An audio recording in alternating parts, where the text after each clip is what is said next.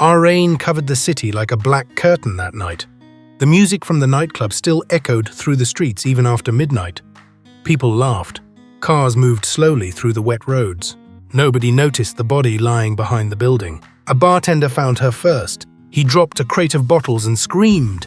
Police arrived within minutes. Blue and red lights painted the alley in flashes.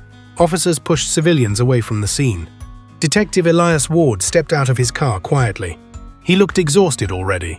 The city had given him 3 murders in 1 month. But the moment he saw this crime scene, something felt different. The victim was a young woman in her 20s. Her coat was soaked from the rain. One deep wound crossed her throat. No wallet, no phone, no identification. Forensics says she died less than 20 minutes ago, an officer said. Elias nodded slowly. Witnesses? People heard arguing behind the club. Elias studied the alley carefully. Trash bins lined the walls. Rainwater carried blood into the drains. But one thing bothered him immediately. There were too many footprints. The alley should have emptied after the murder. Instead, it looked disturbed. Like people kept walking through it afterward. Who entered after the body was found? Elias asked. The officer hesitated. Just police and civilians before we blocked the street. Elias looked toward the crowd behind the tape. Most people seemed nervous. Some were drunk. Some stared in shock, but one man stood completely still. Dark coat, hands in pockets, no expression at all. The rain hit his face and he did not react. Elias noticed him instantly. Who's that? He asked. No idea. The man simply watched the body, not curious, not frightened, almost comfortable. Elias walked toward the crowd. The stranger never moved. You saw something? Elias asked him. The man looked directly into his eyes. For a second, Elias felt cold for no reason. Maybe, the stranger said calmly. What's your name? Daniel Mercer. You know the victim? No. Then why are you still here? Daniel looked toward the body again. Most killers run, he said softly. I wondered what would happen if one stayed. Elias narrowed his eyes immediately. Around them, officers searched witnesses and collected statements. Nobody paid attention to Daniel anymore, but Elias could not stop watching him. Something felt wrong, very wrong. An officer suddenly approached Elias holding a small evidence bag. We found this near the dumpster. Inside the bag was a silver necklace covered in blood. Daniel glanced at it once. Then he smiled very slightly. Elias noticed. You recognize it? He asked sharply. Daniel shook his head, but his eyes remained fixed on the necklace, almost like he had seen it before. Thunder rolled across the city above them. Then Elias heard another officer shouting near the street. Detective, you need to see this. Elias turned toward him. Near the entrance of the alley, a security camera pointed directly toward the murder scene. Rain dripped from the wires as the footage played on a small monitor inside a patrol car. The victim appeared on screen at 11:42 p.m. She walked quickly into the alley. She looked terrified. Seconds later, the camera glitched. The image distorted. Static covered the screen briefly. Then the footage returned. The woman was gone. Only one person remained standing in the alley. Daniel Mercer, completely motionless, watching the camera. The rain finally stopped just before dawn, but the city still felt cold. Inside the police station, exhausted officers filled the halls carrying evidence boxes and coffee cups. Nobody had slept. Detective Elias Ward stood inside the interrogation room staring through the glass. Daniel Mercer sat alone at the table, calm, silent, almost relaxed. Most suspects became nervous under police lights. Some talked too much, some avoided eye contact. Daniel did neither. He simply waited. Elias entered the room slowly and closed the door behind him. Daniel looked up immediately. You've been watching me for an hour, he said. Elias sat across from him. You noticed. You're easy to read, detective. Elias ignored the comment. You appeared on camera at the crime scene. I know. You stayed there after the murder. Yes. Why? Daniel leaned back slightly. I was curious. About what? What people look like after they realize someone died beside them. Elias stared at him carefully. You talk about death like it interests you. It interests everyone, Daniel replied calmly. Most people just pretend otherwise. Elias opened a file on the table. No record of employment. Daniel stayed silent. No driver's license. Still silent. No medical history. No family records. No address before last year. Daniel smiled faintly. You make me sound mysterious. You are mysterious. Outside the room, officers continued checking evidence from the alley. One young detective entered quickly holding a folder. He whispered something to Elias through the doorway. Elias frowned immediately. What? The blood on Mercer's sleeve came back from the lab. Daniel slowly looked toward them. Elias took the report. The blood was human, but it did not belong to the victim. Elias looked back at Daniel. "Whose blood is it?" Daniel answered without hesitation. "I don't know." "You expect me to believe that?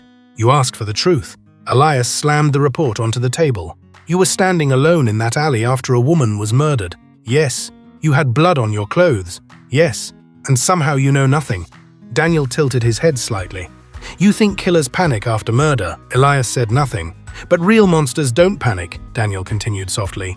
"They blend in." The room fell silent. For the first time, Elias felt something deeper than suspicion. Fear. Not fear of violence. Fear that Daniel understood something terrible about people. An officer suddenly rushed into the interrogation room. "Detective, you need to come now." Elias stood immediately. "What happened?" "We restored deleted files from the victim's phone." Elias followed him quickly down the hallway. Daniel remained alone in the room, still calm, still smiling faintly. In the digital lab, technicians replayed an audio file recovered from the damaged phone. Static filled the speakers first, then footsteps, heavy breathing.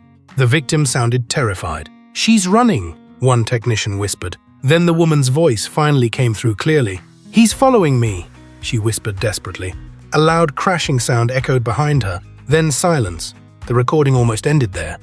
But suddenly the woman spoke again, her voice barely audible. "Oh God."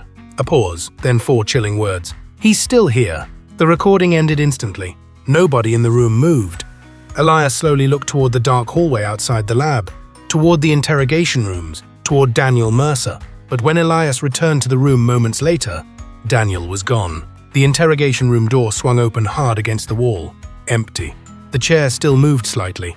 A paper cup of water sat untouched on the table. But Daniel Mercer was gone. "How the hell did he leave?" Elias shouted. Officers rushed through the hallway immediately. Some checked exits. Others questioned the front desk. Nobody saw Daniel walk out. The station cameras were pulled up within minutes. Elias watched the footage carefully. Daniel entered the interrogation room at 3:12 a.m. Elias entered at 3:18. The young detective interrupted them at 3:41. Elias left the room. But after that, nobody came out. The camera showed the hallway continuously. No glitches, no cuts, no missing frames. Daniel simply vanished.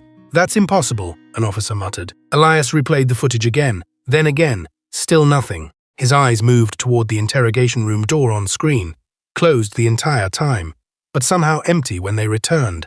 The entire station began whispering about Daniel Mercer before sunrise. Some officers called him a ghost. Others thought he had help inside the department. Elias believed neither. But one thing was certain. Daniel wanted them confused, and it was working. By morning, the victim was finally identified. Her name was Claire Holloway, 26 years old, worked at a publishing office downtown. No criminal history, no known enemies. But inside her apartment, detectives found something strange. Every mirror had been covered with sheets, even the bathroom mirror. Elias stood inside the apartment, silently studying the room. Nothing looked stolen, no signs of forced entry, just fear, pure fear. A young officer approached carefully. "We found this under her bed." He handed Elias a small notebook. Most pages were empty, except for the last few. Repeated over and over in messy handwriting were the same words. "He keeps watching." Again and again, he never leaves. Elias flipped another page slowly. A rough sketch appeared underneath. A man standing beneath a streetlight, long dark coat, hands in pockets, Daniel Mercer. Elias stared at the drawing for several seconds. Then he noticed something else. In the corner of the page, Claire had written a date, 3 weeks before her murder. "She knew him already," Elias whispered. Back at the station, detectives searched every database available. Nothing matched Daniel Mercer. No fingerprints, no DNA records, no financial history. It was as if he appeared from nowhere. Then another discovery came in. An old homicide detective requested to speak with Elias privately. The man arrived carrying dusty case files from storage. "You said the suspect's name is Daniel Mercer?" the old detective asked. Elias nodded. The old man looked disturbed immediately. "I heard that name once before." Elias leaned forward. "When?" 19 years ago. The old detective opened an old crime scene photograph. A dead woman lay inside a burned apartment building. Police officers surrounded the scene. And standing behind them in the crowd, Daniel Mercer. Same face, same dark coat, not aged a single day. Elias felt the room grow colder. "That photo's almost 20 years old," he said quietly. The old detective nodded slowly. "He disappeared after that case, too." Elias looked closer at the image. Daniel was staring directly into the camera. smiling faintly, just like before. Then Elias noticed something even worse. Another figure stood near Daniel in the crowd, a police officer, young, nervous. The old detective pointed at him immediately. "That officer murdered his wife 6 months later," he whispered. Silence filled the room. Elias looked back at Daniel's face in the photo, then toward the evidence board covered in murder victims. A terrible thought entered his mind for the first time. What if Daniel Mercer was not just watching crimes? What if he was creating them? The theory sounded insane. Even Elias knew that. But once the thought entered his mind, he could not ignore it anymore. Daniel Mercer appeared near murders for decades. People connected to him later became killers themselves, and somehow he always disappeared before police could touch him. Elias pinned the old photograph beside Claire Holloway's case file. The room slowly filled with detectives staring at the evidence board in silence. "You really think this guy influences people to kill?" one officer asked. "I think he wants us to notice him," Elias replied quietly. That answer disturbed them even more. Hours later, another emergency call came through. A second murder, this time across the city. An abandoned subway platform beneath an old station. Elias arrived to flashing police lights and terrified officers. The victim was male, middle-aged, multiple stab wounds. Blood covered the concrete walls. But Elias barely looked at the body first, because near the end of the platform stood a familiar figure, Daniel Mercer, hands in pockets, watching silently. Officers immediately rushed toward him. "Don't move!" Daniel did not resist. He calmly allowed police to grab him. Elias walked straight toward him through the chaos. "You just can't stay away, can you?" Elias asked coldly. Daniel looked toward the body. "Neither can you. You were here before us again." "Yes, how?" Daniel smiled slightly. "You keep asking the wrong questions." Elias grabbed him by the coat. "Start giving me real answers." For the first time, Daniel's expression darkened slightly.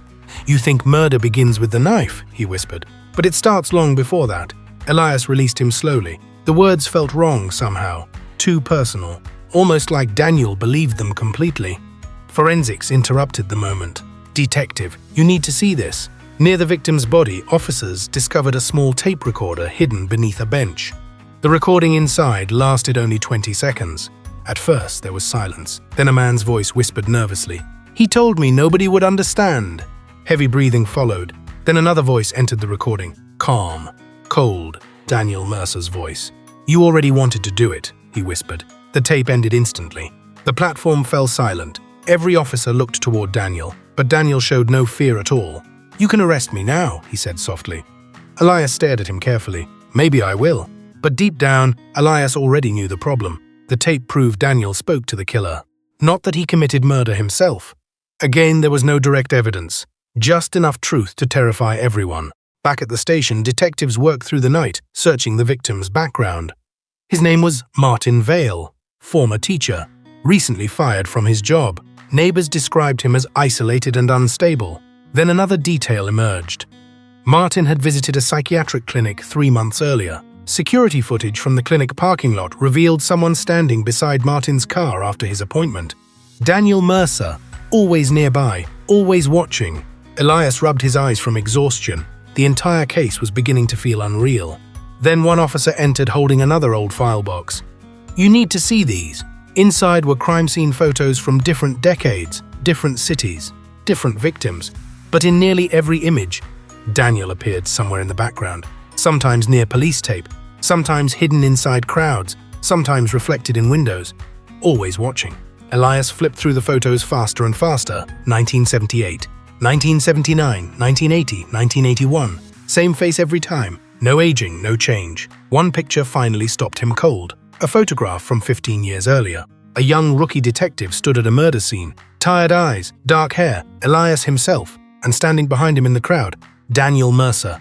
Watching him, Elias could not breathe for a moment. He stared at the photograph in silence. 15 years ago, his very first homicide case, and Daniel Mercer had been there, hidden among the crowd behind the police tape, watching him from the beginning. "Where did you find this?" Elias asked quietly. The officer shrugged nervously. "Old archive box from storage." Elias grabbed the photo immediately and left the room. Inside his office, he locked the door and placed every photograph across the desk. Different murders, different decades. Same man. Daniel Mercer always appeared after death arrived. Elias leaned back slowly, exhausted. Then he noticed something even stranger. Daniel was never close to the bodies. He always stood near the investigators instead. Watching police, watching witnesses, watching suspects, studying them. Elias suddenly remembered Daniel's words. Murder starts long before the knife. A cold feeling spread through him. Maybe Daniel cared less about victims and more about what murder did to everyone else. Late that night, Elias finally went home. Rain tapped softly against his apartment windows. The city outside looked empty. He dropped the case files onto the kitchen table and poured himself coffee. But something felt wrong immediately. The apartment was too quiet. Elias slowly looked around the room. Nothing appeared disturbed until he noticed the hallway mirror. Written across the glass in fogged letters were 4 words. "He's watching you now." Elias froze. He grabbed his gun instantly and searched the apartment room by room, bedroom, bathroom, closets, nobody. The windows were locked from inside, no forced entry, nothing stolen. But the message remained on the mirror, fresh. Elias stared at his own reflection beneath the words. For the first time in years, he felt genuine fear inside his own home. The next morning, he told nobody about the message, not even the department. Instead, he began following Daniel secretly. 3 nights in a row, Daniel never acted normal. He walked through the city for hours without purpose, sometimes standing outside apartment buildings, sometimes watching strangers from across empty streets. Always silent, always patient. Then on the 4th night, Elias saw something disturbing. Daniel returned to Claire Holloway's murder scene. The alley was empty except for rainwater and old police tape. Daniel stood exactly where the body had been found, motionless. Elias watched from inside his parked car nearby. Minutes passed. Then Daniel slowly knelt near the ground. He touched the wet pavement gently, almost respectfully. Then he whispered something Elias could barely hear through the storm. They always leave something behind. Elias stepped out of the car immediately. Daniel looked up calmly, not surprised at all. "You've been following me for days," he said. Elias approached carefully. "What are you doing here?" Daniel glanced toward the dark alley walls. "Listening. To what? The part nobody else hears after murder." Elias tightened his grip on his weapon. "You expect me to understand that?"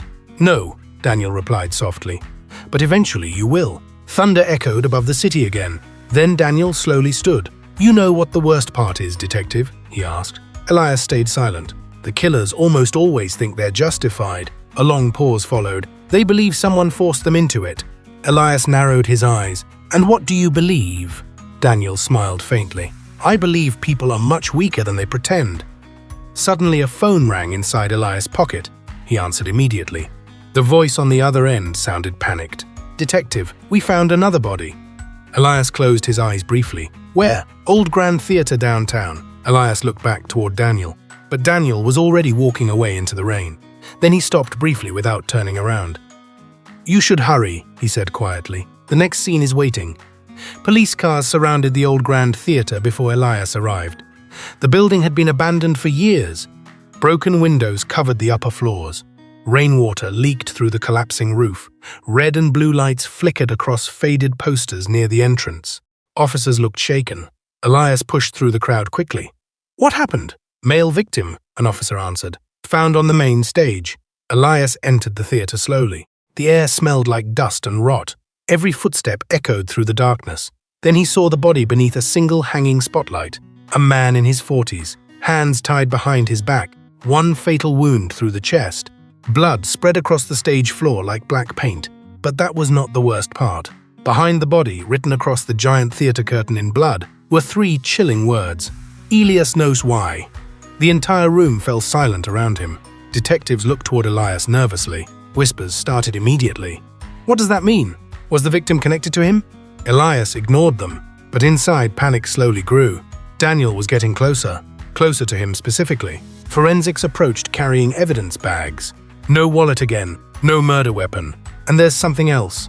They handed Elias a small photograph found inside the victim's pocket. It showed a younger Elias standing beside his late partner years ago.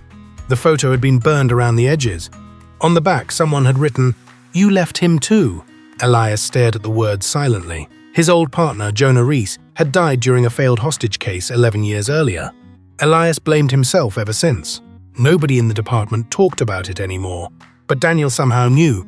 The realization hit harder than the murder itself. Daniel was studying him personally now. A sudden noise echoed from the upper balcony. Officers aimed flashlights upward instantly. A shadow moved briefly near the seats. "Go!" Elias shouted. Police rushed upstairs. Elias followed quickly through narrow stairways covered in dust. The old theater groaned around them. Then they reached the balcony, empty. Only rows of broken seats facing the stage below. One officer pointed toward a chair near the center row. A tape recorder rested on the cushion, still playing. Static filled the speakers first. Then Daniel's voice emerged softly. "Grief changes people faster than hatred." A pause followed. "You know that already, Elias." Elias grabbed the recorder angrily. The voice continued. "Every detective carries one unsolved wound." Another pause. "The question is what happens when it finally opens." The recording clicked off. Silence returned instantly. Elias looked around the dark balcony. He felt watched again. Then an officer shouted from downstairs. "Detective!" Elias ran back toward the stage. Forensics had uncovered the victim's identity. Samuel Vane, a former psychiatrist. Elias frowned immediately. What was his specialty? The officer hesitated. Violent behavioral disorders. Another cold feeling moved through Elias's chest. Did he know Daniel Mercer? "We're checking now." Minutes later, the answer arrived. Samuel Vane had treated a patient 15 years earlier under a sealed identity. That patient disappeared after 6 months. No records remained, except one name buried inside old payment files. Daniel Mercer. Elias stood completely still after hearing it. Finally, a connection. A real one. But before he could respond, another officer approached, quickly holding a folder. "You need to see these security photos." The images came from traffic cameras surrounding the theater. Every entrance, every exit. Nobody matching Daniel Mercer appeared anywhere. Not before the murder, not after. Yet one final image froze Elias completely. Taken 20 minutes before police arrived. Inside the theater lobby. Standing beside the victim calmly, Elias Ward. The photograph spread through the department within hours. Detectives whispered in hallways. Officers avoided eye contact with Elias. The image looked real. Too real. Elias stood beside Samuel Vane in the theater lobby only minutes before the murder. But Elias knew the truth. He had never been there before police arrived. Someone planted the image deliberately, or manipulated it. Either possibility terrified him. The captain entered Elias's office carrying the printed photo silently. "You want to explain this?" Elias looked exhausted. "It's fake. That's convenient." "You think I killed him?" The captain hesitated. "No, but internal affairs already called." Elias rubbed his forehead slowly. Daniel was isolating him piece by piece, turning the department against him. Exactly like a predator separating prey from the group. Then another discovery arrived. Forensics recovered fingerprints from the tape recorder inside the theater balcony. Not Daniel's, Elias's. The room went completely silent after the report. "That's impossible," Elias whispered, but nobody answered him. 2 detectives exchanged nervous looks nearby. Suspicion had officially entered the room now. Elias left the station before anyone could stop him. He drove through the city for nearly an hour without direction. Rain blurred the streets again. Every reflection in every window made him think of Daniel, watching, waiting. Then Elias remembered something from Samuel Vane's file. One old address connected to Daniel's treatment records, an abandoned building near the river. Elias drove there immediately. The structure looked half collapsed from outside. Broken concrete walls, boarded windows, no lights. But the front door stood slightly open. Elias pulled his gun and entered carefully. Dust covered the floor. The air smelled damp and rotten. The building seemed empty at first. Then he noticed faint light beneath a staircase, a hidden basement entrance. Elias moved downward slowly. Each step creaked beneath his weight. Then he reached the bottom and froze. The underground room stretched beneath the entire building, walls covered in photographs, hundreds of them. Crime scenes, victims, police officers, suspects, decades of murder. Every wall carried images connected by red strings and handwritten notes. At the center stood one massive board, names circled in black ink. Some labeled killer, others labeled witness, others labeled broken. Elias stepped closer carefully, then his blood ran cold. His own photograph hung near the center. Underneath it, one word was written, pending. Elias stared at it in horror. Then another detail caught his eye. Several names circled on the wall belonged to known murderers from old cases. People who committed violent crimes years after appearing in Daniel's photographs. As if Daniel tracked them before they became killers, or pushed them toward it. A soft voice suddenly echoed behind him. "You finally found it." Elias spun around instantly. Daniel Mercer stood near the basement doorway calmly. No fear, no surprise, almost proud. What is this? Elias demanded. Daniel walked slowly into the room. A map of what? Human collapse. Elias pointed toward the walls angrily. You manipulated these people. Daniel tilted his head slightly. No, I noticed them. You expect me to believe that? Daniel approached one photograph quietly. A young man crying outside a funeral home. Most killers begin long before violence, Daniel said softly. Grief, humiliation, loneliness, fear. He touched the photo gently. The signs are always there. Elias looked around the basement again. You studied them. I listened to them. And then they killed. Daniel finally looked directly at him. Yes. Silence filled the underground room. Elias tightened his grip on the gun. You could stop them. Daniel smiled faintly. Could you? The question hit harder than Elias expected. Faces from old unsolved cases flashed through his mind instantly. Victims he failed, partners he lost. Daniel stepped closer. That's why you interest me, Elias. Elias said nothing. You understand darkness already, Daniel whispered. Then his expression changed slightly for the first time. Almost disappointed. You're just afraid of what it says about you. You're out of messages with the most advanced free model. Responses may be less detailed until 1:53 p.m. Start a free plus trial for better answers now. Claim free offer. Elias kept the gun aimed directly at Daniel's chest, but his hand was no longer steady. The underground room felt suffocating now. Photographs covered every inch of the walls like trophies. Years of violence, years of broken people. And somehow Daniel stood in the center of it all calmly. You think this makes you innocent? Elias asked coldly. Daniel looked around the room quietly. Innocent, he repeated softly. No, then admit it. Daniel's eyes moved toward the photographs again.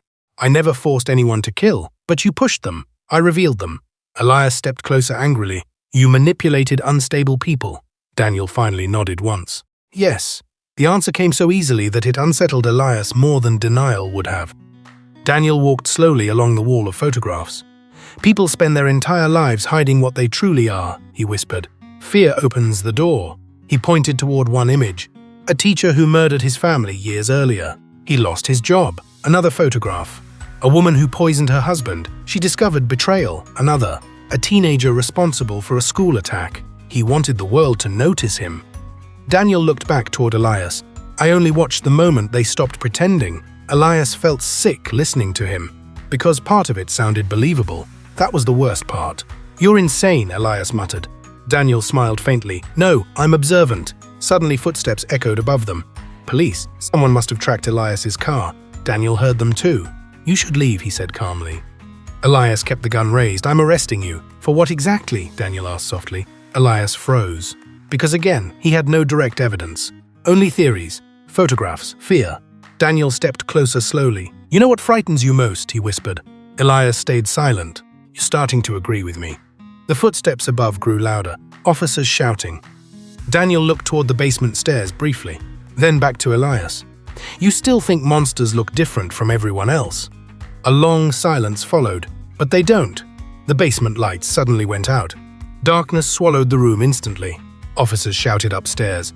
Elias turned sharply toward the noise. When the lights flickered back seconds later, Daniel Mercer was gone again. Only the photographs remained, and one new message written across the wall in fresh black paint. Ask yourself, why you keep following me? Back at the station, chaos exploded. The hidden basement became official evidence immediately. News reporters gathered outside the department.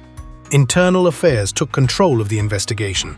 But something worse happened overnight. 3 former suspects connected to Daniel Mercer were found dead. All suicides.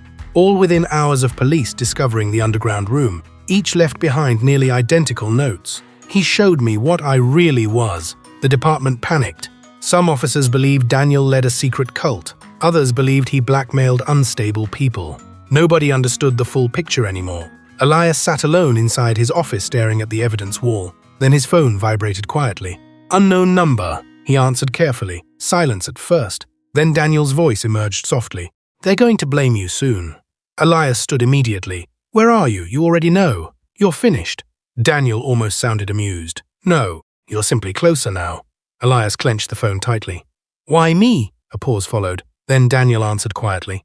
Because you've spent your entire life standing beside death and pretending it never changed you. The line disconnected. Elias slowly lowered the phone. Then someone knocked hard on his office door. 2 internal affairs officers entered, serious expressions. One placed a sealed evidence bag onto Elias's desk. Inside was a bloody knife, the murder weapon from the theater killing, and etched into the handle clearly, Elias Ward's fingerprints. The room became completely silent. Elias stared at the evidence bag without moving. The bloody knife rested inside like a death sentence. Internal affairs watched him carefully. One of them finally spoke. "Can you explain this?" Elias shook his head slowly. "No." The officer slid another folder across the desk. "Your fingerprints also appeared on the tape recorder." Elias opened the file silently. More photographs, more reports, more evidence pointing directly at him. Piece by piece, Daniel was building a case. Not against a random detective, against Elias specifically. "You're being suspended effective immediately," the officer said. Elias looked up sharply. "You think I'm involved?" "We think something is very wrong." They took his badge first, then his weapon. The moment felt unreal. Officers avoided looking at him as he walked through the station carrying a small box of personal belongings. Whispers followed him everywhere. Some believed he was framed. Others already believed he was guilty. That was the terrifying thing about fear. Once it entered people's minds, truth stopped mattering. Outside the station, rain poured across the city again. Elias sat inside his car, gripping the steering wheel tightly. His career was collapsing, exactly the way Daniel wanted. Then he noticed something resting beneath his windshield wiper. A small white envelope. No name, no stamp. Elias opened it carefully. Inside was a single photograph, himself sleeping inside his apartment, taken recently. On the back, 4 words were written neatly. "Now you understand fear." Elias looked around the empty street immediately. Nobody nearby. But he felt watched again, always watched. That night, he returned home and locked every door. For the first time in years, he kept the lights on. The apartment felt smaller now, unsafe. He placed the photograph beside the others collected from Daniel's cases. Then another detail finally connected in his mind. Every person Daniel focused on eventually became isolated first. Rejected, humiliated, cornered. Daniel weakened people emotionally before violence appeared, not through force, through pressure. Like slowly cracking glass, a knock suddenly echoed through the apartment. Elias grabbed a kitchen knife immediately and moved toward the door silently. Another knock, 3 slow taps. Elias opened the door carefully. Daniel Mercer stood in the hallway, calm as always. "How did you get in here?" Elias demanded. Daniel glanced toward the apartment behind him. "You invited me the moment you started understanding." Elias nearly slammed the door shut, but Daniel spoke again first. "You want the truth?" Elias hesitated, then stepped aside slowly. Daniel entered the apartment quietly, like he belonged there already. He studied the evidence spread across the table. Photographs, case files, victims. "You've worked very hard," Daniel said softly. Elias stayed near the kitchen, tense. "Start talking." Daniel looked toward the city lights outside the window. "Do you know what most killers say before violence?" "I don't care." "Yes, you do." Daniel turned toward him slowly. "They say they had no choice." Elias clenched his fists. "That's an excuse." "Sometimes," Daniel replied. "But sometimes people are simply pushed far enough. You push them." Daniel smiled faintly. "No, life did." Silence filled the apartment. Then Daniel stepped closer. "You think you're different from them," he whispered. Elias said nothing. "But your anger keeps growing too." Daniel's eyes moved toward the knife in Elias's hand. Especially now. Elias realized his grip had tightened unconsciously. Daniel noticed every detail, every weakness. "That's why you fascinate me," Daniel continued softly. "You still believe justice makes you better than everyone else." Elias moved closer until they stood face to face. "You murdered people." "No," Daniel whispered. "I revealed them." Then he reached into his coat slowly. Elias prepared to attack immediately, but Daniel only placed a small key onto the table. "Tomorrow night," he said quietly.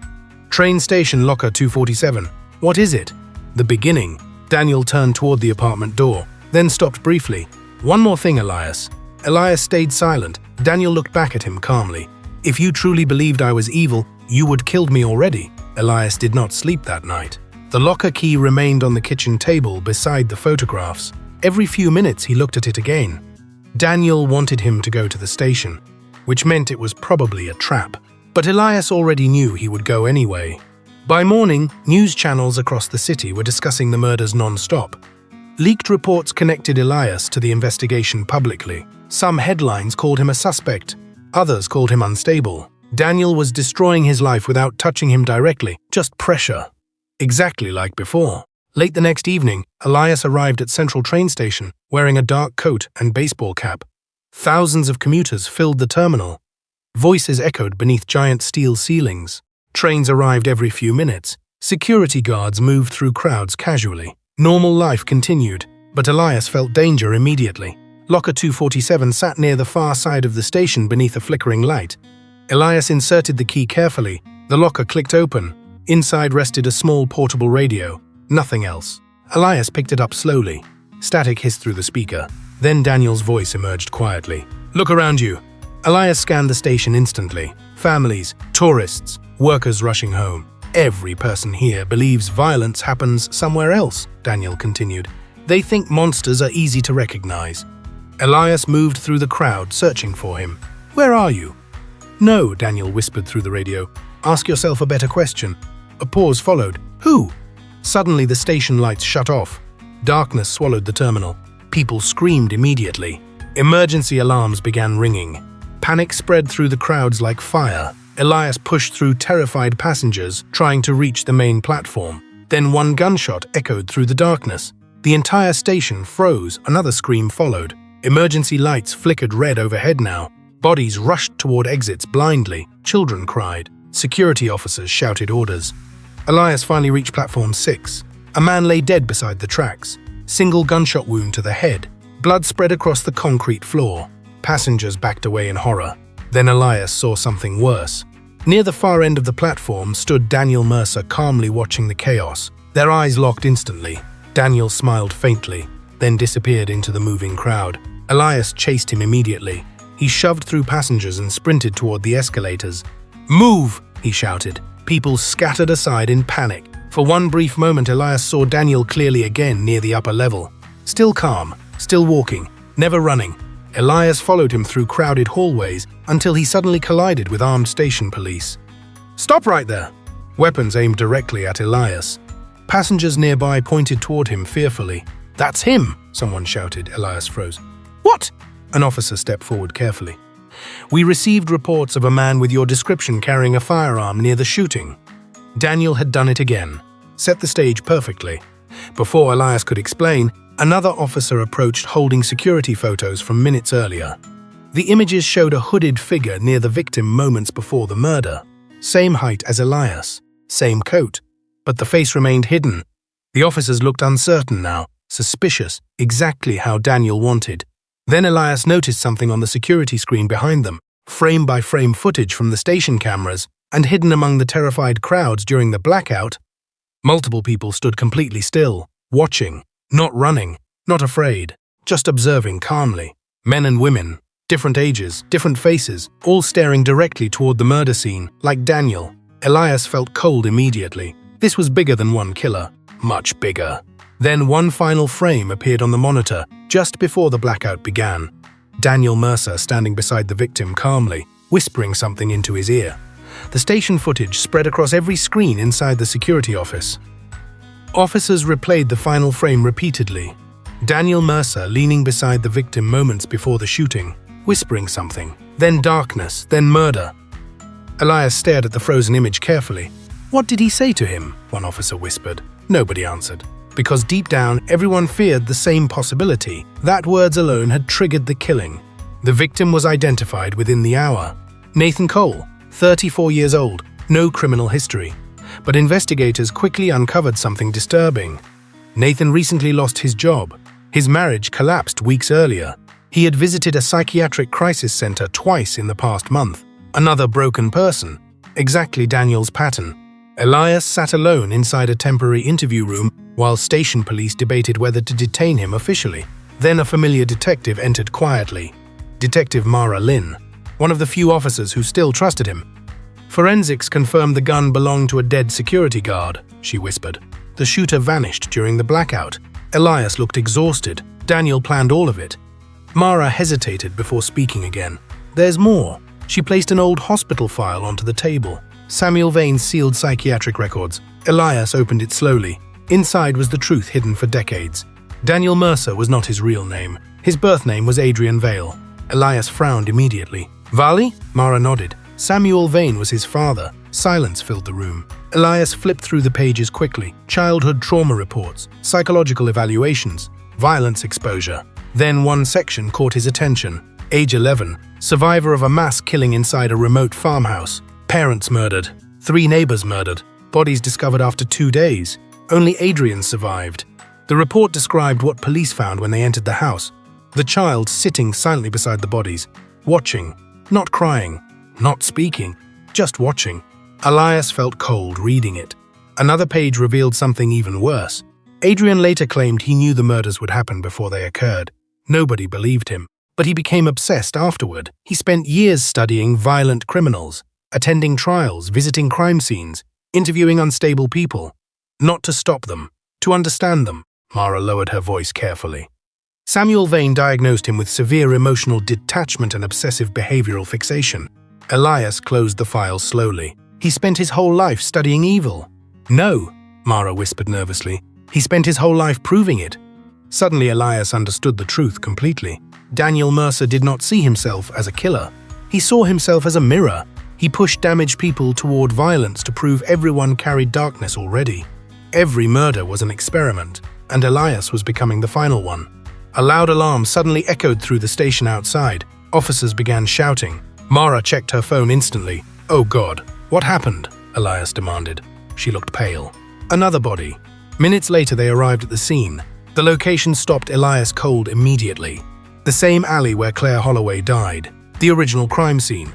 Rain poured heavily again, just like the first night. Police lights reflected across wet pavement. Another victim lay beneath yellow tape.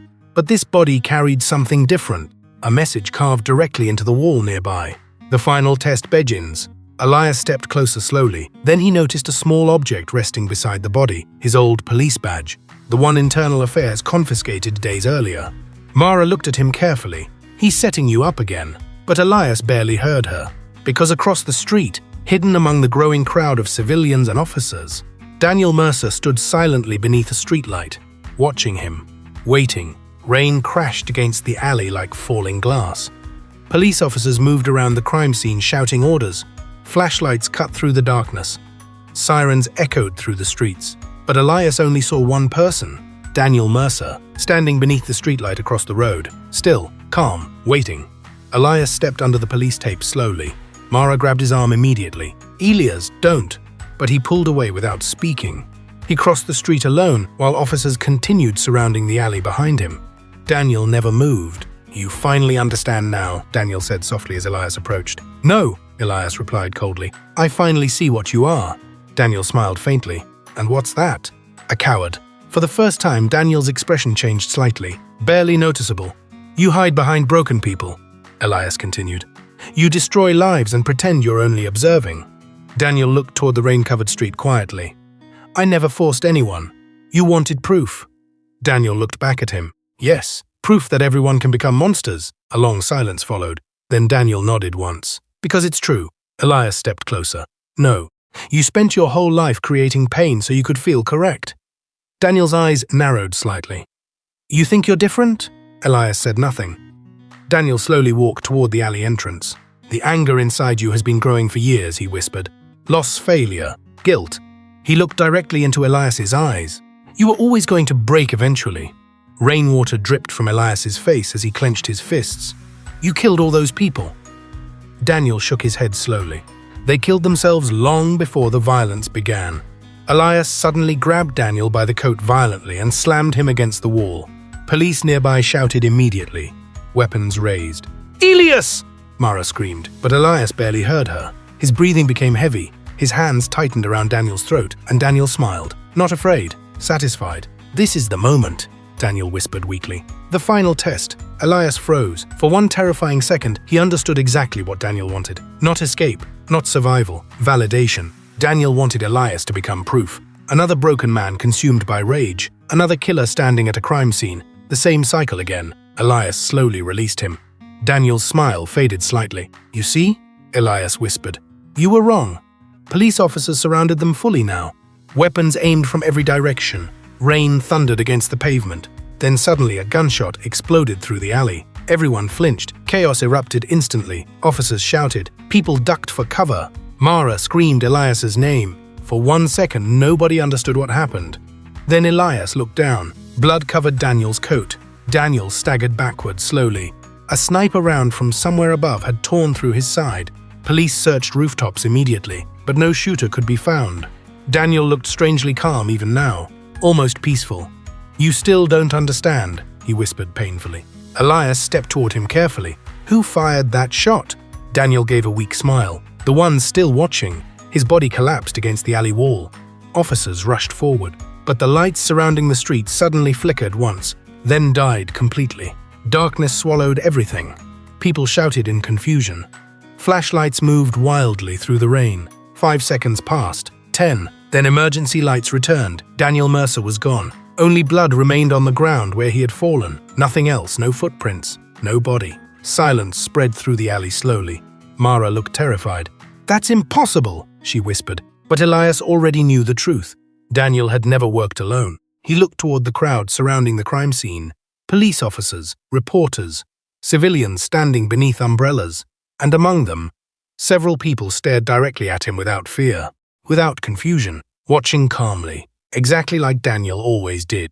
Then Elias noticed one final thing. A nearby patrol car still recorded through its dashboard camera. Hours later, Elias watched the footage alone, frame by frame, the final moments before the blackout played silently. Daniel standing wounded beside the alley wall, police surrounding him, rain falling heavily. Then the lights failed, but just before darkness covered the screen, one figure quietly stepped beside Daniel, a police officer, face hidden beneath the shadow of a rain hood. The officer whispered something into Daniel's ear, and Daniel smiled. The footage ended there. 3 days later, Daniel Mercer officially remained missing. No body was ever found. No fingerprints appeared again. No records explained who helped him disappear. The case stayed open. But Elias never stopped remembering Daniel's final words. The one still watching, because sometimes late at night, standing outside crowded crime scenes across the city, Elias began noticing them too. Silent figures hidden among the crowds, watching everything and never leaving.